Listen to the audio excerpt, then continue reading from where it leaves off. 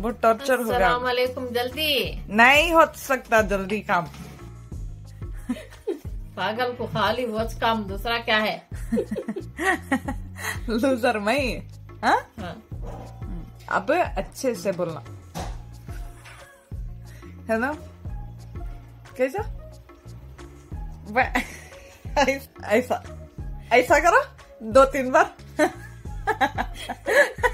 ऐसा करती हूँ। हम मुंडी हिलाएगा। चलिए शुरू करते हैं। अस्सलाम वालेकुम नाज़रीन, उम्मीद है आप सब खैरियत से होंगे। Welcome to my Bangalorean kitchen. अब फिर एक नहीं होता, पकड़ लियो अम्मी प्लीज। रुक जाओ अम्मी, कहीं को ट्रेन के तो भाग रही है। अब रुको।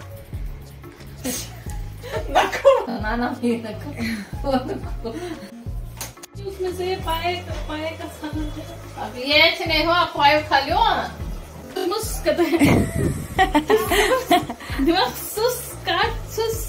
मीस ये कर लियो, उसमें ये काटो वो डालो। या अल्लाह, पकड़ो ये पकड़ो। उनको सब बताऊंगी। देखिए अब ये डालेंगे, पकड़ थोड़ा।